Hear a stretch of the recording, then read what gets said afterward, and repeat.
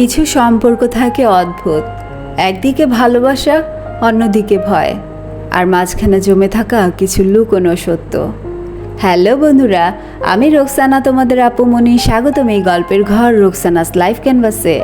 আজ তোমরা শুনবে ইলমা বেহরোজের লেখা গভীর আবেগময় উপন্যাস পদ্মমীরের নবম ও দশম অধ্যায়, যেখানে আমরা দেখব সেই ভালোবাসার ভেতরকার অস্থিরতা, পদ্মজার মনের প্রশ্ন আর আমিরের অন্তরের দ্বন্দ্বের গল্প। চলো তাহলে দেরি না করে শুনে আসি আজকের অধ্যায়। পর্ব 9। অনেকগুলো পা ওর দিকে এগিয়ে আসছে, হাতে কোনো অস্ত্র নেই। ও হাত মুষ্টিবদ্ধ করে স্যাঁতসেঁতে মাটি মারিয়ে সামনে এগিয়ে যায়। কয়েক কদম এগোতেই 6টি অল্প বয়সী কিশোর যুবক পথ রোধ করে দাঁড়ায়, ওদের হাতে লাঠি ছুরি। এখনকার বকে যাওয়া ছেলে এরা। বয়সে সবচেয়ে বড় ছেলেটার মাথায় কোকড়া চুল। ছেলেটা আমিরের দিকে ছুরি ধরে বলল, এই এলাকায় থাকতে হইলে আগে আমগরে চাঁদা দিতে হয়, মানিব্যাগ বাইর কর। গোলের শেষ প্রান্ত থেকে দলের দুজন লোক সাহায্য করার জন্য এগোতে চাইলে আমির বলে উঠল, থামো। এই কথা শুনে কোকড়াচুল রেগে গেল, আমিরের গলায় ছুরি ধরল। কি কইলি? আমার থামতে কস? এত সাহস? মরতে চাস? আমির মজা পাচ্ছে। ও আত্মসমর্পণের সিদ্ধান্ত নেয়। পকেট থেকে মানিব্যাগ বের করে ছেলেটির হাতে দেয়। সেখানে দুটো 500 টাকার নোট ছিল। ছেলেগুলো খুশি না হয়ে বিস্মিত হলো। আমির যে ভয় পাচ্ছে না তা স্পষ্ট, অথচ চিৎকার চেঁচামেচিও করছে না, বাধাও দিচ্ছে না, সোজা মানিব্যাগ দিয়ে দিল। ব্যাপারটা হজম হচ্ছে না কোকড়াচুলোর। বলিষ্ঠ আমিরকে প্রথম দেখে ভেবেছিল এই লোককে চাঁদার জন্য ধরলে নিশ্চয়ই প্রতিহত করবে, তাই সে এতজনকে নিয়ে এসেছে। আমির চলে যাবার সময় কোকড়াচুলোর কাঁধে চাপড়ে চোখ টিপে উৎসাহ দিল, চালিয়ে যাও, ভালো করেছো। ছেলেগুলো হতভম্ব হয়ে তাকিয়ে রইল আমিরের যাওয়ার পানে। কিছুই বুঝলো না, লোকটা পাগল নাকি? শুক্তারা আমিরের দলের একজন বয়স্ক লোকের ছিল। লোকটি সারা জীবন পাপ করেছে।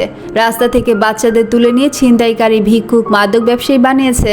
শত শত নারীর সঙ্গে ফুর্তি করেছে, ধর্ষণ করেছে, কিন্তু শেষ বয়সে এসে তার মনে হয় সে এতকাল ভুল করেছে। মৃত্যুর ভয় পেতে থাকে, অনুতপ্ত হয়ে বাঁচতে চায় সব কিছু থেকে। লোকটা খ্রিস্টান ছিল, দুনিয়াতে আপন বলতে কেউ ছিল না। প্রাদের কাছে সব স্বীকার করে পবিত্র হবার অভিলাষে যখন উপনীত হয়, আমিরের কথায় তার লোকজন এই বাড়িতেই লোকটিকে শ্বাসরোধ করে হত্যা করে। তারপর থেকে বাড়িটি পড়ে আছে। মাঝে মধ্যে আলমগীর এখানে আসে। স্থানীয়দের বলেছে লোকটি তার আত্মীয়।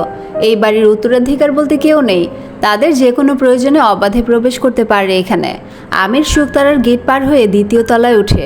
পদজার কোনো সারা শব্দ নেই। সে ভয় পেয়ে যায়, দ্রুত রুমে প্রবেশ করে। পদজা ঘুমোচ্ছে, সারাদিন কাজ করেছে, বাড়ি ঘর নিজের মতো গুছিয়েছে, তাই সন্ধ্যা হতেই নামাজ আদায় করে ঘুমিয়ে পড়েছে। ওর মাথার কাছে হারিকেন জ্বলছে, নিভু নিভু আলো, পিছনে বিশাল জানালা। জানালা দিয়ে হুড় হুড় করে বাতাস ঢুকছে। ঠান্ডায় গুটিসুটি মেরে আছে পদজা। আমির পাতলা কাঁথা টেনে দেয় ওর গায়ে। জানালা দিয়ে দেখা যাচ্ছে আকাশের বৃত্তকার চাঁদ, চাঁদের গায়ে কালো কালো দাগ। হারিকেনের আলোয় আবেশী এক অনুভবে মগ্ন হয়ে আমির পদজাকে জানায়, দেখো, চাঁদের গায়েও দাগ আছে, তোমার গায়ে নেই। কোথা থেকে যেন চাপা চেঁচামেচি ভেসে আসছে। আগ্রহবোধ থেকে আমির বারান্দা থেকে উকি দেয়। দূরের এক বস্তিতে দুজন লোক মারামারি করছে। ও রান্নাঘরে গিয়ে কালো জিরার বক্স খুঁজে বের করে। পদজা নিয়মিত কালো জিরা চিবায়। হেমলতা এই অভ্যাস তৈরি করে দিয়ে গেছেন, যেখানে যায় সঙ্গে করে কালো জিরা নিয়ে যায়। আমির হাতে কিছুটা নিয়ে মুখে পুরে নেয়। কি বিষাদ! তবুও সহ্য করে চিবোতে থাকে সিগারেটের গন্ধ দূর করার জন্য। পদজা টের পেলে তুলকালাম ঘটবে। রুমে এসে কিছুক্ষণ পদজার পাশে বসে থাকে। হলুদ আলোয় ওর মুখটা 2 চোখ ভরে দেখে। ঘুম পাচ্ছে না, করার মতো কিছু নেই। এই মুহূর্তে বের হবারও সুযোগ নেই। পদজাকে দেখা ছাড়া আর কি করার আছে? অবসরে পদজাকে দর্পণ করাও একটা আবেগময় ভালোবাসার অনুভূতি সৃষ্টি করে বুকে। আমির আলতো করে এক আঙুলে পদজার নাকে স্পর্শ করলো, গাল, ঠোঁট, চিবুক স্পর্শ করলো। তারপর হেসে বলল, জাদু নিয়ে এসেছে এই নারী। সদ্য জন্ম নেওয়া শিশুর কান্নার স্বর শোনা যাচ্ছে। আমির আবার বারান্দায় যায়। বস্তিতে এখন আর কেউ মারামারি করছে না। একটা টিনের ঘরের সামনে অনেক মানুষ ভিড় করেছে। তার হঠাৎ করেই পারিজার কথা মনে পড়ে। আকাশের দিকে দৃষ্টিপাত করে সেখানে লক্ষ লক্ষ নক্ষত্ররাজি। আকাশের তারাদের দেখতে দেখতে চোখের তারায় ভেসে ওঠে পারিজার জন্ম। সেদিন সকালে পদজার খিঁচুনিযুক্ত ব্যথা শুরু হয়। ব্যথা তীব্র থেকে তীব্রতর হয়ে ওঠে এবং সময়ের সাথে সাথে তা ঘন হতে থাকে। ওর যন্ত্রণা দেখে আমির উম্মাদের মতো আচরণ শুরু করে, দিক দিশা হারিয়ে ফেলে। প্রসব বেদনা সম্পর্কে কোনো ধারণা না থাকায় ওর মনের কোণে বাঁচতে থাকে পদজা হয়তো মারা যাচ্ছে। হাসপাতালে পৌঁছতেই ডাক্তারেরা পদজাকে কেবিনে নিয়ে যায়। সে তখন 20টি হাড় ভাঙা ব্যথার সমান যন্ত্রণায় ছটফট করছিল। আমির ভেতরে যেতে চাইলে তাকে আটকে দেওয়া হয়। বাহির থেকে পদ্মজার আর্তনাদ শুনে আমির চিৎকার করতে শুরু করে, ওর ব্যথা কমছে না কেন? ওর ব্যথা কমান, ওষুধ দিন। এখানে কি ভালো ডাক্তার নেই? যত টাকা লাগে আমি দেব, ওর ব্যথা কমান। ফরিনা, আলমগীর, লতিফা, মজিদ এরা উপস্থিত ছিল। কেউ আমিরকে শান্ত করতে পারছে না। তার চিৎকারে কেবিনের সামনে ভিড় জমে যায়। পুরো হাসপাতালে একটা মাত্র চিৎকার বাজছে, ব্যথা কমাও, ওর ব্যথা কমাও, এখনো কেন কাঁদছে? ডাক্তাররা এতক্ষণ ধরে কি করছে? আমার বউয়ের কিছু হলে আমি সব কটাকে জেলের ভাত খাইয়ে ছাড়বো। ওর চিৎকার চেঁচামেচিতে অতিষ্ঠ হয়ে হাসপাতাল কর্তৃপক্ষ মামলার হুমকি দেয়। একটা বিশৃঙ্খলা সৃষ্টি হয়ে যায়। আলমগীর আমিরকে বলে, আমির কি করছিস? মা হতে চাইলে এরকম ব্যথা তো হবেই, এটা স্বাভাবিক। ফরিনা তসবি পড়ছেন। তিনি চেয়েছিলেন ধাত্রী দিয়ে এই মুহূর্তটা পার করবেন, কিন্তু আমির বেড নিয়ে হাসপাতালে দৌড়ে চলে এসেছে। কে জানে কি হয়, এসব ডাক্তারকে তিনি বিশ্বাস করেন না। একসময় পদ্মজার কান্না থেমে গেল। শিশুর কান্নায় মুখরিত হলো চারপাশ। আলমগীর সঙ্গে সঙ্গে আমিরকে জড়িয়ে ধরে উচ্ছ্বাসিত কণ্ঠে বলল, বাবা হয়ে গেছিস। অজানা এক শিহরণে আমিরের গায়ের লোমকূপ দাঁড়িয়ে পড়ে। একটা অদ্ভুত অনুভূতি হতে থাকে। সে দ্রুত পদে প্রথমে পদ্মজার সঙ্গে দেখা করলো। পদ্মজা হাসছে। তার হাত ধরে চুমু খেয়ে আমির বলল, ঠিক আছো? পদ্মজা মাথা নাড়ল। দুর্বল গলায় কোনো মতে বলল, ও এসেছে, আমাদের কাছে চলে এসেছে। আমির যখন পারিজাকে দেখলো, একটা সংকোচ আষ্টপৃষ্ঠে জড়িয়ে ধরলো তাকে। মনের ভেতর ঘুরপাক খেতে থাকলো এক আতঙ্ক। এই হাত দিয়ে নিষ্পাপ শিশুটিকে স্পর্শ করলে যদি অপবিত্র হয়ে যায়। পিতা সন্তানকে কোলে নিচ্ছে না, ব্যাপারটা দেখে যখন সবাই বলাবলি করছিল, তখন আমির সদ্যভূমিষ্ঠ সন্তানকে বুকের কাছে আঁকড়ে ধরে। সেদিন কি সে বুঝেছিল তার ছোঁয়ায় ফুটফুটে শিশুটিকে সত্যি কালো অন্ধকার ঘিরে ফেলেছিল চারিদিক থেকে? স্মৃতি রোমন্থন করে আমিরের গলা জ্বলছে, বুকের ভেতরটা হাহাকার করছে। জীবনের কোন স্তরে দাঁড়িয়ে আছে সে? সর্বক্ষণ চিন্তা, ভয়, আতঙ্ক, আফসোস, চাপ, আক্ষেপ, ঘৃণা ঘিরে রাখে। পদ্মজা ছাড়া সুখ বলতে কি আছে তার? সেই সুখকে ধরে রাখতেও ছুটতে হচ্ছে, ছোটার শেষ নেই। দুটো হাত পেছন থেকে জড়িয়ে ধরতেই আমির শান্ত হয়ে যায়। পদ্মজা ঘুম ঘুম চোখে বলে, কি করছেন? আমির না ফিরেই বলল, তারা গুনছি।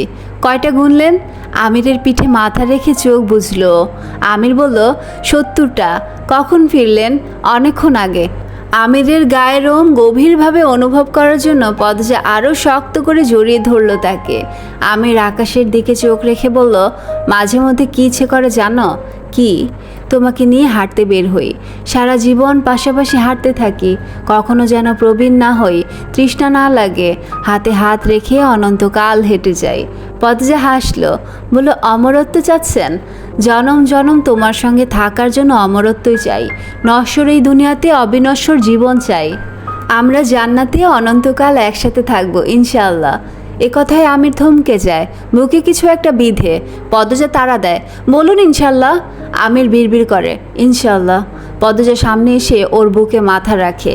আমিরের হাত দুটো রাতের ঠান্ডা বাতাসে বরফের মতো হয়ে গেছে। বর্ষাকালের সুবিধা হচ্ছে সব সময় বাতাস আর বৃষ্টি হয়, তাই এই সময়টা ভালো লাগে পদ্মজার। সে বলল, আজ শেষ রাতে বৃষ্টি হবে তাই না? প্রতিদিনই হচ্ছে। হঠাৎ চোখ মুখ কুঁচকে ফেলল পদ্মজা। আমিরের মুখের কাছে নাক নিয়ে শুকতে শুকতে বলল, কালো জিরে খেয়েছেন? আমির থতমত খেয়ে বলল, হ্যাঁ খেয়েছি। কেন?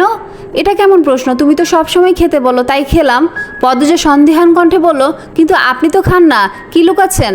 আমির কিছু বলার পূর্বে পদ্মজা আত্মবিশ্বাস নিয়ে বলল, বাজারে গিয়ে সিগারেট খেয়েছেন। আমির ধরা পড়ে চোরের মতো অপ্রস্তুত হাসলো, গল্প বানানোর চেষ্টা করলো না। পর্ব 10। অপরাধ স্বীকার করার জন্য উদ্যত হতেই পদ্মজার রাগ দেখিয়ে ভেতরে চলে যায়। আমির হই হই করে উঠল, ক্ষমা করুন রানী, ক্ষমা করুন, এই অধম ভুলে ভুলে ভুল করে ফেলেছে, ক্ষমা করুন। সে পিছু পিছু যায়। বাহিরে তখন বাতাসে পাতা দোল খাচ্ছে। রফিক মহল্লার বিস্ময় কাটছে না। ও অবাক হয়ে ভাবছে, এতজন লোক অনুসরণ করেও গত 3 দিনে কেউ পদ্মজাকে কেন দেখলো না? ভার্সিটি অফিস কোথাও নাকি যাচ্ছে না। দূর থেকে তার লোক 3 দিন পদ্মনীর থেকে আমিরকে গাড়ি করে বের হতে এবং ফিরতে দেখেছে, কিন্তু পদ্মজাকে কেউ দেখেনি। কি হচ্ছে ব্যাপারটা পর্যবেক্ষণ করতে আমিরের বাড়ি থেকে দূরে অন্য একটি বাড়ির ছাদে গিয়ে অবস্থান নেয় রফিক। দূরবীন ধরে রেখেছে চোখে। কিছুক্ষণ পর স্যুট কোট পরে একটা পুরুষ দেহ গ্যারেজে যায়। সেখান থেকে গাড়িতে উঠে জানালা লাগিয়ে দেয়। গাড়ি বের হয়ে যায়, চলে যায় অফিসের উদ্দেশ্যে। রফিকের সন্দেহ জাগে। দুপুরে আমিরের অফিসে যায় সে। গেটে বিশেষ পাহারাদার ছিল, তারা রফিককে চিনতে পেরে ভেতরে ঢুকতে দিল না। রফিকের সন্দেহ বাড়ে, কিছু তো একটা ঘটছে, কিন্তু সেটা কি পরিকল্পনা করেছে আমির হাওলাদার? সে অফিসের সামনের এক ভবনে নিজের জন্য জায়গা দখল করে বসে। কিছুক্ষণ পর আমির বের হয়। পেছন থেকে মুখ না দেখা গেলেও শরীরটা একটু মোটা লাগছিল। আমিরের সঙ্গে রফিকের অনেক দিনের পরিচয়। ও আমিরকে ভালো করে চিনে। আমিরের সোটকুট পরা লোকটা যখন হেঁটে গাড়িতে উঠে তখন আমির নিশ্চিত হয় এটা আমির নয়, অন্য কেউ, তার উচ্চতারই অন্য কেউ। আমির ওর বউকে নিয়ে কোথাও ঘাপটি মেরে আছে। অন্য কাউকে আমির সাজিয়ে গত 3 দিন একটা ভ্রমের মধ্যে রেখেছিল তার লোকদের। রফিক তাৎক্ষণিক বেরিয়ে পড়ে। নতুন করে নতুন শখ সাজাতে হবে। বাথরুমে দৌড়ে গিয়ে হড়হড় করে বমি করতে শুরু করে পদ্মজা। কিছুদিন ধরেই ওর শরীরটা খুব একটা ভালো না, মাথা ঘোরায়, বমি পায়। গতকাল বমি করেছিল, তখন আমির বাজারে ছিল। আজ আমির পাশে আছে। পদ্মজাকে বমি করতে দেখে আমির উদ্বিগ্ন হয়ে ওঠে। পদ্মজা সহজে অসুস্থ হয় না, ও স্বাস্থ্য সচেতন নারী। আমির পদ্মজার পিঠে হাত বুলিয়ে দেয়। ভুবনকে ডাকে, ভুবন, ভুবন, দৌড়ে গিয়ে বাজার থেকে ডাক্তার নিয়ে আয়। ভুবন দৌড় দিতেই নিচ্ছিল, পদ্মজা আটকায়। যেতে হবে না, সামান্য কারণে ডাক্তার ডাকার প্রয়োজন নেই, আমাকে একটু ধরুন, রুমে যাব, মাথা ঘুরাচ্ছে। আমির পদ্মজাকে কোলে করে রুমে নিয়ে বিছানায় সাবধানে রাখলো। তোয়ালে ধুয়ে পানি নিংড়ে পদ্মজা ঠোঁটের চারপাশ মুছে বলল, সারা মুখ লাল হয়ে গেছে। তার চোখে মুখে আতঙ্ক। পুনরায় বলল, কি সমস্যা হচ্ছে আমাকে বলো, কি যন্ত্রণা হচ্ছে? মাথা ঘুরাচ্ছে শুধু, বমি পায় সব সময়, দুর্বল লাগে। আমি যখন ছিলাম না খাবারে অনিয়ম হয়েছে, এই জন্য এরকম হচ্ছে। দুপুরেও কম খেয়েছো, দুর্বল তো লাগবেই। তোমার বয়সী মেয়েরা গামলা ভরে ভাত খায়। ভাত ভালো লাগে না, উদাস গলায় বলল সে। দুনিয়াতে তো খাবারের অভাব নেই, ভাত ছাড়াও কত কি আছে। তুমি বলো কি খেতে চাও, আমি এনে দেবো, শুধু পেট ভরে খাবে। পদ্মজা আনমনা হয়ে কি যেন ভাবছে। আমিরের কথা ওর কর্ণগোচর হয়নি। আমির ডাকলো, পদ্মজা। পদ্মজা সচকিত হলো। ধাতস্থ হয়ে আমিরের হাত চেপে ধরে নিম্নস্বরে বলল, গত মাসে ঋতুস্রাব হয়নি। পদ্মজা কি বলতে চাচ্ছে বুঝতে আমিরের সময় লাগলো। তার অবিশ্বাস্য চাহনি দেখে পদ্মজা উঠে বসলো। মিরাকেল হতেই তো পারে, তাই না? আমির ফ্যালফ্যাল করে তাকিয়ে আছে। এটা কি করে সম্ভব? পদ্মজা কখনো মা হতে পারবে না। আমির কিছু বলল না। পদ্মজা পরক্ষণে ঠোঁট উল্টে বলল, প্রেশার লো হতেও পারে, আরও 2-3 দিন দেখি। আমির কি প্রতিক্রিয়া দেখাবে বুঝতে পারছে না। পদ্মজা সন্তানের জন্য লুকিয়ে কাঁদে, পারিজাকে হারানোর দুঃখে কাঁদে, পারিজার খুনিকে ধরতে না পারার কষ্টে কাঁদে। তার বয়সী প্রায় সব মেয়ের কোলেই নিজের সন্তান আছে, শুধু পদ্মজার নেই। কেউ মা বলে ডাকে না, ডাক্তার বলেছে কখনো ডাকবেও না। আমির নিজের অজান্তেই মনে মনে চাচ্ছে সত্যি যেন মিরাকেল ঘটে। পদ্মজা মাতৃত্ব থেকে বঞ্চিত হতে পারে না, নাকি সে পিতৃত্ব পেয়ে যাবে বলে সৃষ্টিকর্তা পদ্মজাকে মাতৃত্বের স্বাদ দ্বিতীয়বার দিচ্ছেন না? সব সমস্যার মূলে গিয়ে নিজেকে আসামি মনে হয় তার। আমির মৃদুস্বরে বলল, খাওয়া দাওয়া অনিয়ম হয়েছে তোমার, এজন্যই দুর্বল হয়ে গেছো। পুষ্টিকর খাবার বেশি বেশি খেতে হবে, বেশি খেলে মুটিয়ে যাব। তাতে কি, তখন সুন্দর লাগবে। আমির না হেসে পারল না। পারিজা যখন পেটে ছিল তুমি তো অনেক স্বাস্থ্যবান ছিলে, কত সুন্দর লাগতো। তখন সুন্দর লাগতো বেশি নাকি এখন? আমির ভেবে বলে, সব সময় সবভাবে তুমি সুন্দর। দুপুর নাগাদ আমির বের হয় বাজারের উদ্দেশ্যে। ওর পরনে লুঙ্গি, শার্ট। পদ্মজার জন্য কিছু ফলমূল কিনতে হবে। বাজারে সব কিছু পাওয়া যায় না। নিরাপত্তার জন্য থাকা একজনকে ডেকে কি কি আনতে হবে তার তালিকা দিয়ে শহরের দিকে পাঠায়। নিজে বসে থাকে একটা হোটেলে। এই ছিল পদ্মমীর উপন্যাসের 9ম ও 10ম পর্বের শেষ। কিন্তু গল্প এখানে শেষ নয়। পরের পর্বে হয়তো আমরা জানতে পারবো ভালোবাসা কি সব কিছু বদলে দিতে পারে। যদি গল্পটা তোমার মন ছুঁয়ে যায় তাহলে লাইক দাও, কমেন্টে জানাও অনুভূতি, আর সাবস্ক্রাইব করো রোকসানাস লাইফ ক্যানভাসে। আজ বিদায়, কাল আবার ফিরবো পদ্মমীরের পরবর্তী অধ্যায় নিয়ে। ততক্ষণ পর্যন্ত ভালো থেকো, সুস্থ থেকো। আল্লাহ হাফিজ।